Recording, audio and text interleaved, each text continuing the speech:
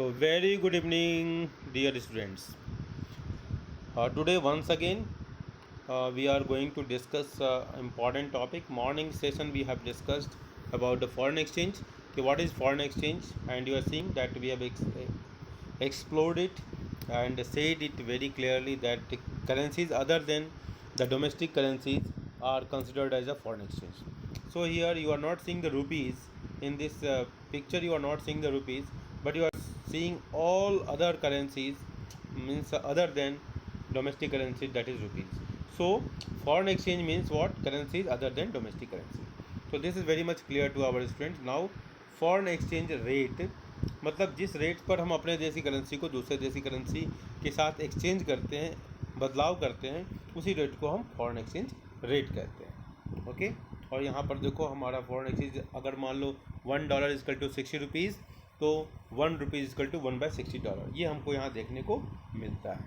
चलिए हम next topic पर आते हैं. इसके बाद नेक्स्ट स्लाइड पर आते हैं और यहाँ पर हमने फॉरेन एक्सचेंज रेट दिखाने का प्रयास किया है, बिकॉज ये रेट हमेशा बदलते ही रहता है ना, और हर पल बदल रहा है, हर सेकेंड तो नहीं कहेंगे, इतना सेंसिटिव तो नहीं बताएंगे, लेकिन सुबह से शाम तक आप ये मान के चलो कि सुबह कुछ और हो सकता है, शाम को कुछ और हो सकता है. ये मतलब 99.99% ये सही होता है जो मैं बोल रहा हूँ. टाइप्स ऑफ फॉरेन एक्सचेंज के लिए आप देख लीजिए एक बार फिर, अपने दिमाग में बैठा लीजिए कि हमारे पास 3 तरह के फॉरेन एक्सचेंज रेट होते हैं.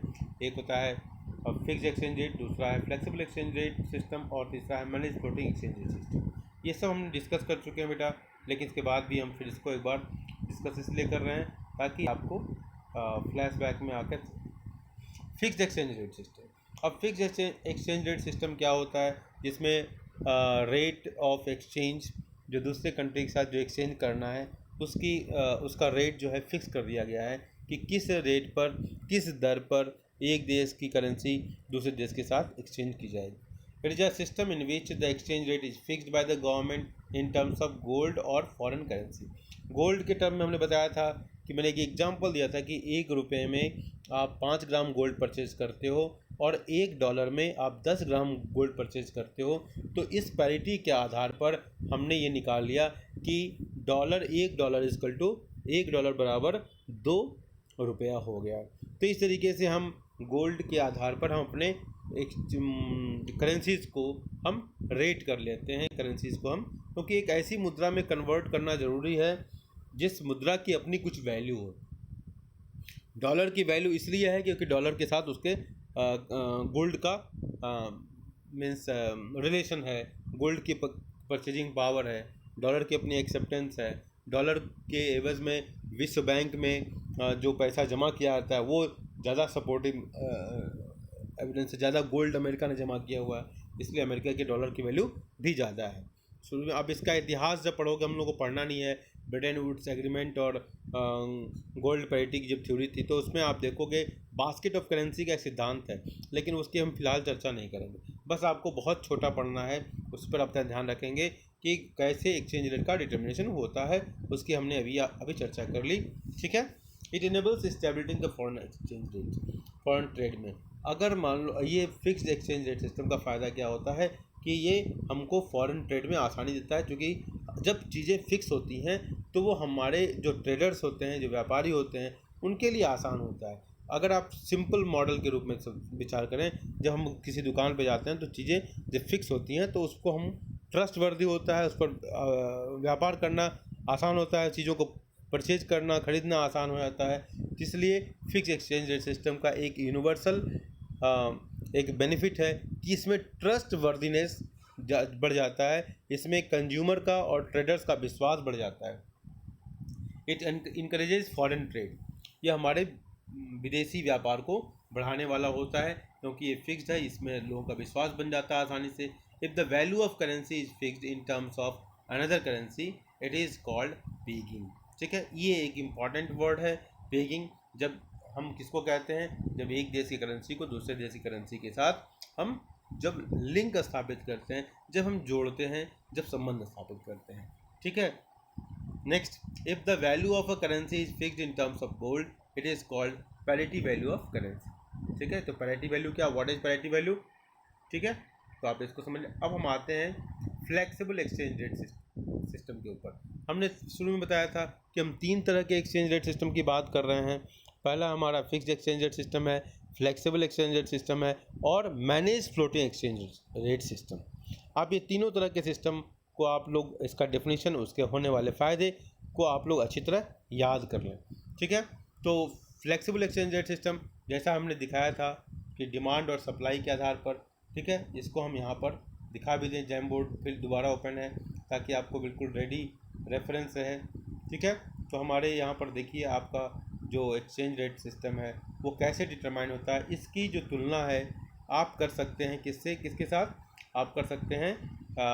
ये आपका जो छोटा वाला जो ग्राफ है जो राइट साइड आपको दिखाई दे रहा है आपकी स्क्रीन पर, ये हमने डिमांड और सप्लाई और प्राइस का जो डिटर्मिनेशन होता है मार्केट में, उसी तरह का सेम सिस्टम है। बस आपको जहाँ डिमांड और सप्लाई छोटे वाले ग्राफ में दिखाई दे रहा है वहाँ पर यहाँ पर लिखना पड़ेगा आपको demand of dollar and supply of dollar, that is foreign currency. इसी तरह जहाँ प्राइस लिखा हुआ है छोटे वाले ग्राफ में, आपको बड़े वाले ग्राफ में क्या लिखना है, एक्सचेंज रेट, ठीक है। और जहाँ पर एक्स एक्सिस पर देखो, जहाँ पर छोटे वाले ग्राफ में लिखा हुआ है demand quantity demanded sorry and quantity supplied, वहाँ पर लिखना है आपको इसमें demand and supply of dollar, ठीक है। यही अंतर है बस, और बाकी कोई अंतर नहीं, ठीक है। अब फिर एक बार वापस आते हैं स्लाइड के ऊपर, आपको समझने में आसानी हुई होगी, ऐसा मैं उम्मीद करता हूँ। Under this system the exchange rate is determined by the forces of demand and supply of different currency in the market. It is also called floating exchange rate system. ये एक मार्क का क्वेश्चन है, इसको ज़रूर आप याद रखें कि it is also called floating exchange rate system. Float पर जानते हो, उतरना, तैरना, ये जानते हो, मतलब ये जैसे मतलब फ्लेक्सिबिलिटी इसमें ज़्यादा होती है, इसलिए इसका फ्लेक्सिबल नाम भी रखा गया। It is also called floating exchange rate system, ठीक है। अब हम इससे आगे बढ़ते हैं, अपनी कहानी को आगे बढ़ाते हैं। इसके बाद हम आते हैं manage floating exchange rate system. इस सिस्टम को समझने के लिए फिर हमको जाना पड़ेगा अगले स्लाइड के ऊपर, और जहाँ पर हमारा अगला स्लाइड कहता है क्या है कि देखिए, ये हमने दिखाया है कि जब एक्सचेंज रेट में डिमांड और सप्लाई जब चेंज होते हैं तब एक्सचेंज रेट में परिवर्तन होता है। कि यहाँ पर ये दिखाया गया है इस ग्राफ में कि किस प्रकार सप्लाई बढ़ जाने से हमारा एक्सचेंज रेट डाउन होता है। मैंने एक्सचेंज रेट को डाउन करने के लिए दिखाया है यहाँ पर 50 रुपीज़, $1 इक्वल टू 50 रुपीज़ दिखाया है पहले, जब demand and supply they meet at one point, okay, they intersect each other. लेकिन इसके बाद क्या होता है, जब सप्लाई हमारी बढ़ जाती है, सप्लाई बढ़ने का मतलब है कि सप्लाई कर्व को राइट साइड शिफ्ट करना होगा। तो supply curve right side shift होती है, मतलब नीचे आ जाती है। तो देखो आपका जो एक्सचेंज रेट है, that exchange rate falls from ₹50 to 40, मतलब $1। यहाँ पर जो $1 इक्वल टू 50 से $1.40 हुआ, यहाँ पर डॉलर डिप्रिशिएट हो रहा है और रुपीज़ अप्रिशिएट हो रहा है, ध्यान रखिएगा। 40 कम होने का मतलब है कि अप्रिसिएशन हो रहा है, ये हमेशा ध्यान रखिएगा। $1 इक्वल टू 40 रुपीज़, मतलब रुपीज़ का एप्रिसिएशन हो रहा है, डॉलर का डिप्रिसिएशन हो रहा है। $1 इक्वल टू 50 हो जाएगा तो रुपीज़ का डिप्रिसिएशन होगा और डॉलर का अप्रिसिएशन होगा। अब इस चीज़ को हम आगे बढ़ाते हैं और हम यहाँ पर आते हैं मैनेज फ्लोटिंग हम बताना चाह रहे हैं। तो मैनेज फ्लोटिंग के लिए देखिए बहुत ही गंदा सा एक डायग्राम मैंने बनाया है। नहीं गंदा हो गया बेटा, है ना, ऐसा गंदा से बनाया नहीं था, बताते बताते गंदा हो गया। खैर, इसी गंदे में हम से अच्छाई ढूंढने का प्रयास करेंगे। और हम, आप जानते हो कि डिमांड एंड एक अच्छा सा बना ही देते हैं तो क्या फ़ायदा। हाँ, ये थोड़ा सा ज़्यादा अच्छा है ना।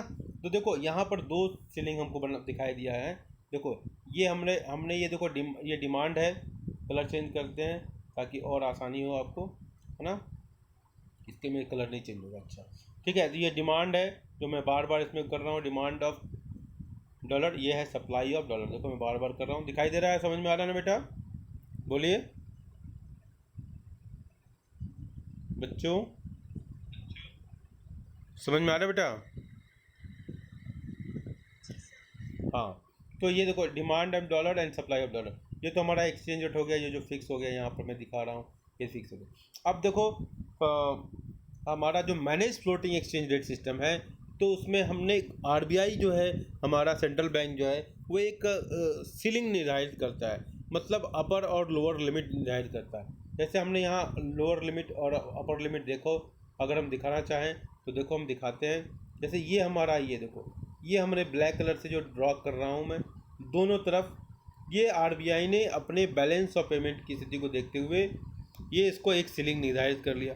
और इसके बीच में चाहे वो इस पॉइंट पर आ जाए, चाहे इस पॉइंट पर आ जाए, चाहे कहीं भी आ जाए, तो ये इसके बीच में क्या होगा, वो फ्लेक्सिबल एक्सचेंज रेट सिस्टम की तरह काम करेगा and RBI will not interfere into it.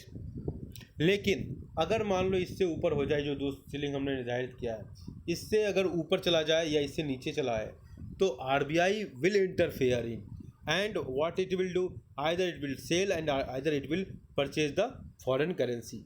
ठीक है, so that the balance of payment वो हमारा सही हो। बैलेंस ऑफ पेमेंट कैसे सही होगा, क्योंकि अगर मान लो आप जानते हो कि $1 इज इक्वल टू 50 से 40 हो गया मान लो, तो मतलब क्या हुआ कि आपका जो है एक्सपोर्ट घट जाएगा, क्योंकि डॉलर का डिप्रिसिएशन हो रहा है। ठीक है, और आपके लिए इंपोर्ट सस्ता हो जाएगा, तो आपका एक्सपोर्ट कम होगा। इसका मतलब क्या हुआ कि आपके पास इनफ्लो ऑफ करेंसी कम हो जाएगी, आप कम सामान बेच पाओगे, क्योंकि अमेरिकन के लिए महंगा हो गया। जहां अमेरिकन को $1 में 50 रुपये पहले मिलते थे, मतलब 50 रुपये का सामान खरीदता था, अब $1 में 40 रुपये मिलेंगे, मतलब कम सामान खरीद पाएगा। और कम सामान खरीदेगा मतलब कम इंपोर्ट करेगा, कम इंपोर्ट करेगा मतलब कि हम कम एक्सपोर्ट कर पा रहे हैं, कम एक्सपोर्ट कर पा रहे हैं। इसका मतलब ये हुआ कि हमारे देश में पैसा कम आ रहा है, और पैसा कम आने का मतलब हमारा क्रेडिट जो है वैल्यू वो घट रहा है और डेबिट वैल्यू बढ़ जाएगा, क्योंकि हम इंपोर्ट हमारा महंगा हो जाएगा। तो इस तरीके से हमारे बैलेंस ऑफ पेमेंट पर प्रभाव पड़ेगा। तो इसलिए हर कंट्रीज़ अपनी एक लिमिट को बना लिया है, आरबीआई उसके जो सेंट्रल बैंक हैं उसकी प्लानिंग के अनुसार, कि हम इसके बीच में तो इसको हम बिल्कुल फ्लेक्सिबल रखेंगे, लेकिन इसके बाद हम इसको क्या करेंगे, इसको हम मैनेज करेंगे, इसमें इंटरफेयर करेंगे, इसके रेट को हम निर्धारित करेंगे, इसमें हम मतलब सेलिंग एंड परचेजिंग का जो काम है, जिससे एक्सचेंज रेट को इस लिमिट के अंदर लाया जा सके, वो काम हम करेंगे। Getting point? और उसको नाम दे दिया गया डायरेक्टिव फ्लोटिंग। ठीक है, समझ में आई बात? समझ में आई बात? बोलो बेटा, बोलिए भाई, बोलो बच्चों। हाँ बच्चे बोल क्यों नहीं रहे बेटा आप लोग? उसी बच्चे बोलते हैं। देखो मैनेज फ्लोटिंग एक बार आप पढ़ लेंगे कि it is a system in which exchange rate is determined by the market forces of demand and supply and the central bank interferes in the market to influence the exchange rate. I hope that with the help of diagram it is crystal clear. Next point is what it says, when the central bank finds the floating rate is too high, मतलब ऊपर वाला जो ceiling था उसकी बात हो रही है, it starts selling foreign exchange, तब वो क्या करता है, सेल करना स्टार्ट कर देता है। ठीक है, it starts selling foreign exchange from its reserve to bring down the rate। अब सेल कर देगा, अब जो है सेल जब बढ़ाएगा तो क्या होगा, एक्सचेंज रेट डाउन हो जाएगा, सप्लाई ऑफ फॉरेन एक्सचेंज बढ़ जाएगा मार्केट में, और उसकी वजह से देखो supply curve right side shift हो जाएगा और एक्सचेंज रेट डाउन हो जाएगा। यहाँ पर इस बात की चर्चा की जा रही है कि आप ये देख लो, ये मेरा ये डायग्राम पीछे नहीं हो पाएगा, है ना? देखो हाँ, ये छोटा वाला जो डायग्राम है ना बनाया हुआ ना यहाँ पर, हाँ इसको देख लो, इस डायग्राम की हम बात कर रहे हैं। ठीक है, इसमें देखो जो ये सप्लाई बढ़ जाने से, देखो इधर है ना, ये सप्लाई बढ़ जाने से ये क्या हो रहा है, एक्सचेंज रेट पहले जो यहाँ पर था इस पॉइंट पर था, अब उससे वो किस पॉइंट पर आ गया, इस पॉइंट पर। देखो ये इस पॉइंट पर ना, यहाँ ये देखो यहाँ पर ये इस पॉइंट पर आ गया, हम इस पॉइंट की बात कर रहे हैं। ठीक है ना, आर्गेटिव पॉइंट। तो ये डाउन हो रहा है। ठीक है, अगर सप्लाई बढ़ जाएगी फिर डाउन होगा। एक नया अगर हम बना के दिखा दें कि कैसे वो होता है, तो देख लो मैं इसको नया बना दिया, हाँ ताकि कन्फ्यूजन ना ही रहे तो अच्छा है, कन्फ्यूजन बढ़ाने से क्या फ़ायदा है। हाँ सप्लाई बढ़ा दिया, ठीक है, अब सप्लाई बढ़ने से देखो एक्सचेंज रेट क्या हो गया, ये डाउन हो गया। इसी बात को हम कह रहे हैं, इसी बात को ये पॉइंट कह रहा है। एक बार फिर देख लीजिए, when finds rates are too नहीं when the central bank finds the floating rate is too high, it starts selling foreign exchange from its reserve to bring down the rate, वो नीचे कर दिया। फिर देखो दूसरा पॉइंट क्या है, जैसे इसका अपोजिट है, when it finds rates are too low then they start buying foreign currencies to raise the rate, मतलब डिमांड बढ़ा देगा। अब देखो डिमांड बढ़ा के देखते हैं क्या होता है। अब देखो मैं डिमांड बढ़ा रहा हूँ, छोटा सा डायग्राम देखो, इस छोटे से डायग्राम में मैं डिमांड बढ़ाऊंगा, देखो ये डिमांड, अब डिमांड बढ़ाने के लिए देखो ये डिमांड बढ़ गया, ठीक है। अब एक्सचेंज रेट देखो कहाँ से कहाँ चला गया, पहले यहाँ एक्सचेंज रेट था, अब एक्सचेंज रेट कहाँ गया, यहाँ आ गया, मतलब देखो एक्सचेंज रेट बढ़ गया, करेक्ट ना, समझ में आ रही बात, बोलो भाई, ठीक है। और इसी को कहते हैं डर्टी फ्लोटिंग। डर्टी फ्लोटिंग इसलिए कहते हैं क्योंकि इसमें सेलिंग और परचेजिंग हो इन्वॉल्व हो गया, और मार्केट का जो फोर्स है वो बिल्कुल उसको एक्सेप्ट नहीं हो किया गया, एक लिमिट के बाद वो क्या हो गया, उसमें आप जो नेचुरल फोर्स है, मार्केट का जो नेचुरल फोर्स है उसको आपने फॉरबिड कर दिया, छोड़ दिया, इसलिए इसको डर्टी फ्लोटिंग का नाम दिया गया।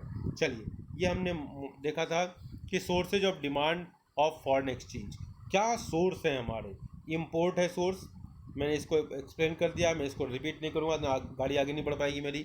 Imports, speculations, gifts, donation, tourism two by assets, ये सारी चीज़ें इनकी वजह से हम डॉलर की डिमांड, हम डॉलर को ही एग्जांपल में लेके चल रहे हैं, कोई भी करेंसी आप ले सकते हो, लेकिन यहाँ हम केवल और केवल डॉलर की बात कर रहे हैं ताकि आसानी से एक ही करेंसी पर फोकस रहेगा तो कन्फ्यूजन नहीं होगा।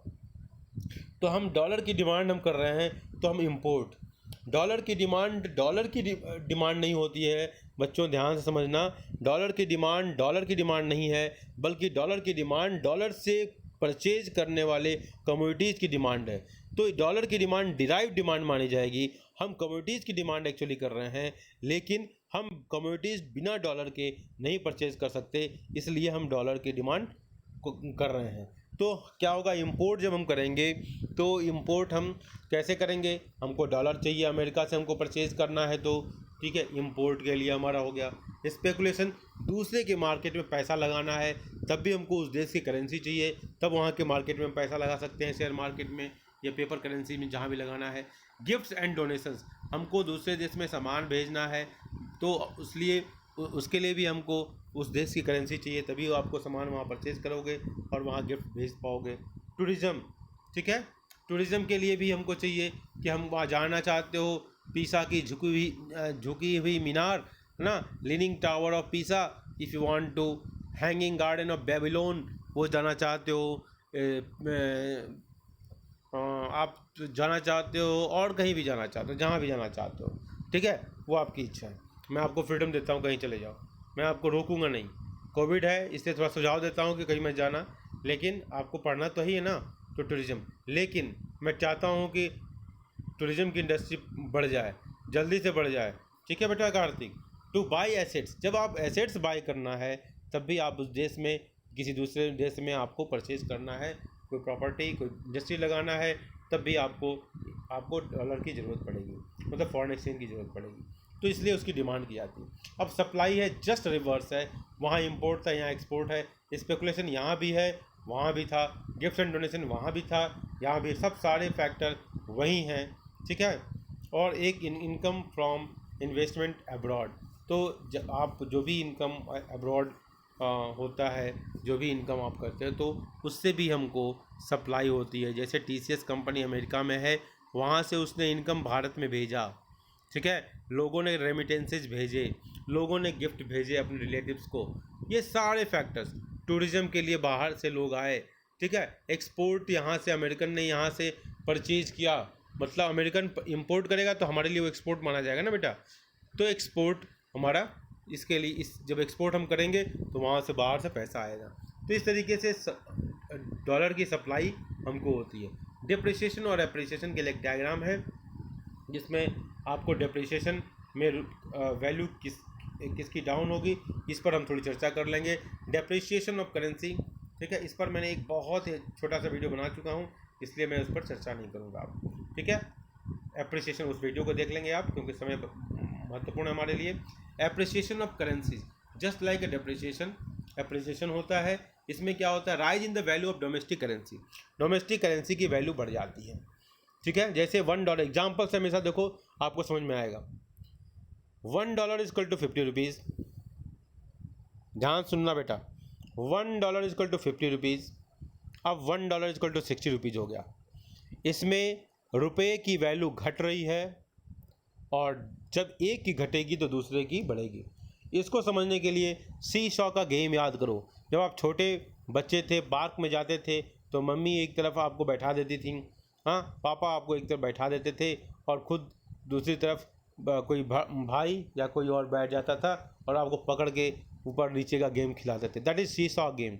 तो मतलब क्या है, जब आप उस सी शॉ के गेम पर ऊपर होते थे, है ना, ऊपर जाते थे, तो दूसरा व्यक्ति नीचे आता है।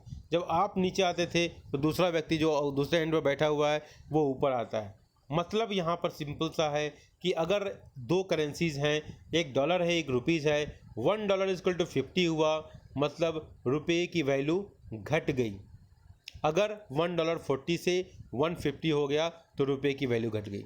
$1.40 से $1 इक्वल टू 40 रुपीज़ से $1 इक्वल टू 50 रुपीज़ हो जाना, मतलब रुपये की वैल्यू का घट जाना। और रुपये की वैल्यू घट रही है तो डॉलर की वैल्यू बढ़ रही है। सी सॉ का गेम याद रखना कि जैसे ही एक करेंसी की वैल्यू घटेगी दूसरी करेंसी की वैल्यू बढ़ेगी। ठीक है, तो appreciation and depreciation goes hand in hand, साथ साथ चलते हैं। मेरी बात समझ में आ रही है बेटा? Hello hello children. हाँ, आयुषी, तान्या, कार्तिक, निशांत, सृजित, शुभांकिता, शुभांकिता, शुभांकिता, रजत, समझ में आ रहा बेटा? हाँ, ध्यान से बेटा, इसका आप लोग जहाँ समझ में नहीं आएगा बोल देना। ये कॉन्सेप्ट इम्पॉर्टेंट है, आसान भी है, लेकिन थोड़ा सा फिर एक बार बोल देता हूँ आपको।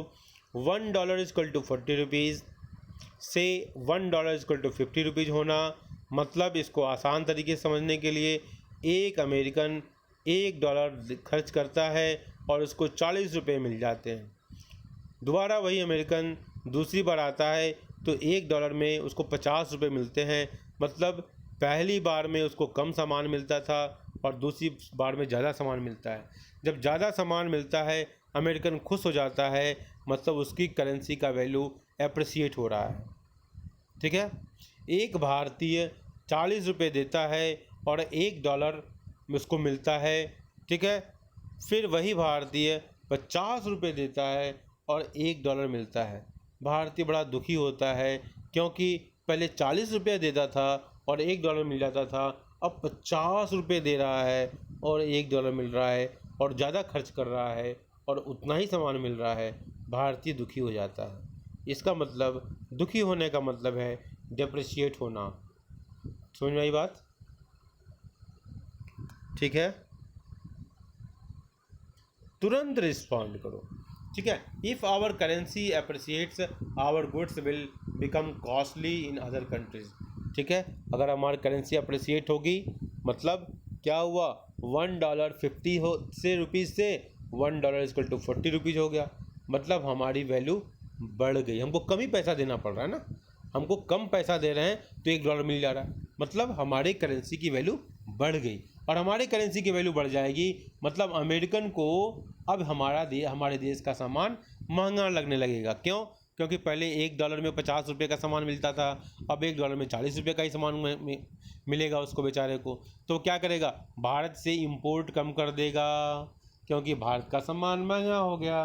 वो उस कंट्री के पास जाएगा जहाँ पर उसको उसके डॉलर की ज़्यादा इज्जत होगी, मतलब ज़्यादा सामान परचेज करे। ठीक है बेटा, तो अब देखिए आगे की कहानी क्या है।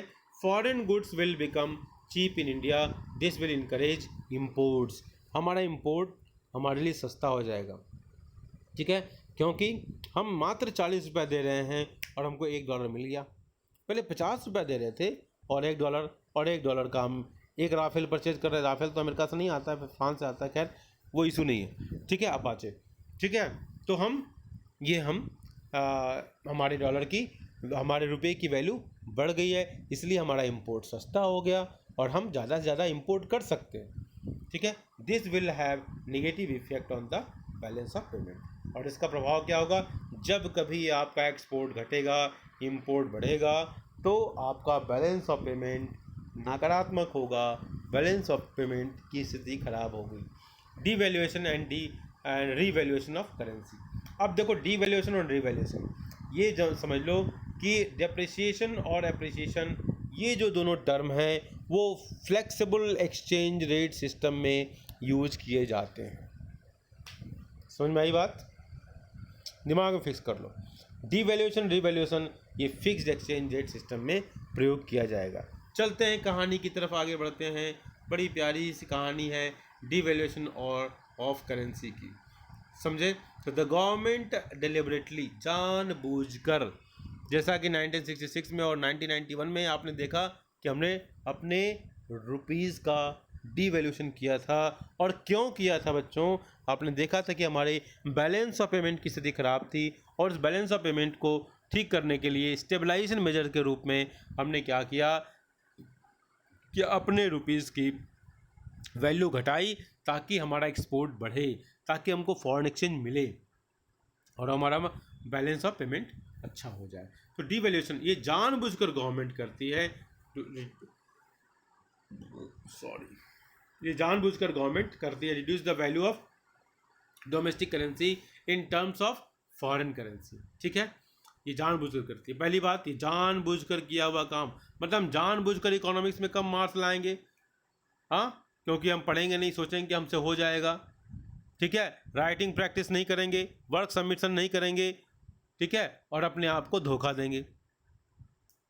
राइटिंग प्रैक्टिस नहीं मतलब मार्क्स कम, ठीक है, बॉर्डर पर आ जाएंगे बच्चे, ये समझ लेना। मैं बार बार वार्निंग दे रहा हूँ, हर साल का रिकॉर्ड यही हो रहा है, देख रहा हूँ मैं कि बच्चे हो जाएगा, इंटरेस्ट आता है, सोचते हैं कि हो जाएगा, और बाद में वो राइटिंग प्रैक्टिस नहीं होने से, लैंग्वेज नहीं होने से मार्क्स नहीं मिलते हैं। समझ रहे हो, अच्छे अच्छे बच्चों की बात बता रहा हूँ। इस बार कई बच्चों को 32 से 35 जब मार्क्स मिले ना, तब वो हमको फ़ोन कर रहे थे, सर क्या करना है चैलेंज। हम बोले कि बेटा मैं फ्री में पढ़ा दूंगा, बाकी मैं कुछ नहीं कर सकता। और एग्ज़ाम देने की किसी की हिम्मत नहीं थी इस बार, बोर्ड एग्ज़ाम। रीटेस्ट तो CBSE ने ऑफर किया था, लेकिन रीटेस्ट कोई नहीं कर रहा है, एक बच्चा नहीं। तो ये स्थिति है। तो आप कंटेंट नहीं रहेगा, मेहनत नहीं करोगे, लिखोगे नहीं, तो मार्क्स कहाँ से आएंगे बेटा। If our currency is devalued our goods will become cheaper, ये हम बार बार बोल चुके हैं, इसलिए इसमें कोई कन्फ्यूजन नहीं है, हमारा एक्सपोर्ट बढ़ेगा। This will encourage exports, okay.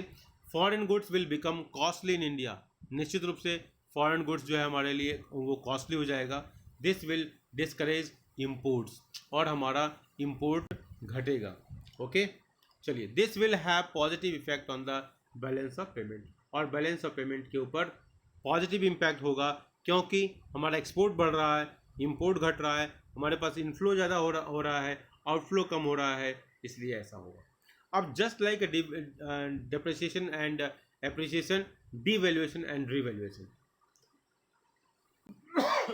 ये ध्यान रखना, मैं बार बार बोल रहा हूँ, ये फिक्स एक्सचेंज रेट सिस्टम में होता है, वो मतलब डिप्रिसिएशन और एप्रिसिएशन वो फ्लेक्सिबल एक्सचेंज रेट सिस्टम में हो रहा था। The government deliberately increases the value of domestic currency in terms of foreign currency, ठीक है। Government deliberately increases the value, यहाँ जस्ट लाइक एप्रिसिएशन, आप समझने का प्रयास बस करना, दोनों एक चीज़ नहीं होती है, लेकिन हम इसको समझाने के लिए बस बोल रहे हैं आपको कि यहाँ पर क्या है कि रीवैल्यूएशन, आपकी करेंसी की वैल्यू बढ़ाई जा रही है जानबूझकर, domestic currency in terms of foreign currency. If our currency is devalued,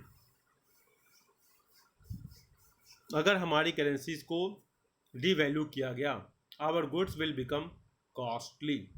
no, यहाँ पर ये गलत लिखा हुआ बेटा, ये गलत लिखा हुआ है, इसको हम कैसे एडिट करेंगे, edit slide,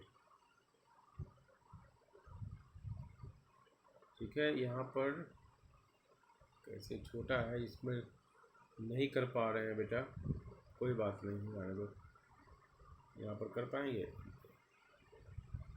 if our currencies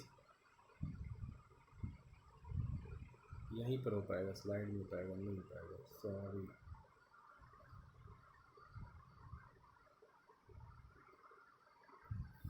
चलिए, तो यहाँ पर एक थोड़ा सा मिस्टेक है कि यहाँ पर हम रीवैल्यूएशन की बात कर रहे हैं, तो यहाँ पर डी वैल्यूड नहीं होगा, हाँ रीवैल्यूड होगा ना। If our currency is revalued our goods will become costly in other countries, this will discourage exports. ठीक है, ये हमारे एक्सपोर्ट को कम करेगा। ठीक है, foreign goods will become cheap in India, और विदेशी वस्तुएं क्या होंगी, भारत में चीप हो जाएंगी, और इससे क्या होगा, this will encourage our imports. ठीक है, जस्ट लाइक उसके अपोजिट ही जाएगा ये, इसलिए कन्फ्यूजन नहीं होना चाहिए। This will have a negative effect on the balance of payment, और बैलेंस ऑफ पेमेंट के ऊपर इसका नकारात्मक प्रभाव पड़ेगा, क्योंकि हमारा इम्पोर्ट बढ़ रहा है, हमारे लिए विदेशी वस्तुएं सस्ती हो रही हैं, और हमारे लिए हमारी वस्तुएं विदेशियों के लिए महंगी हो रही हैं, तो हमारा एक्सपोर्ट घट रहा है। एक्सपोर्ट घटने का मतलब और इंपोर्ट बढ़ने का मतलब पहले समझ लीजिए क्या है, आउटफ्लो हो रहा है। एक्सपोर्ट घटने का मतलब है कि कम पैसा हमारे पास आ रहा है, तो बैलेंस ऑफ पेमेंट पर निश्चित रूप से एक बुरा प्रभाव पड़ेगा। और इसी के साथ आज हम आपको क्या बोलते हैं, थैंक यू।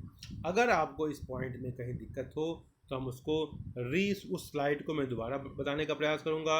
आप जल्दी से मुझे बताएं कि कोई कन्फ्यूजन है तो जल्दी से बताएं। आप बोलिए बेटा।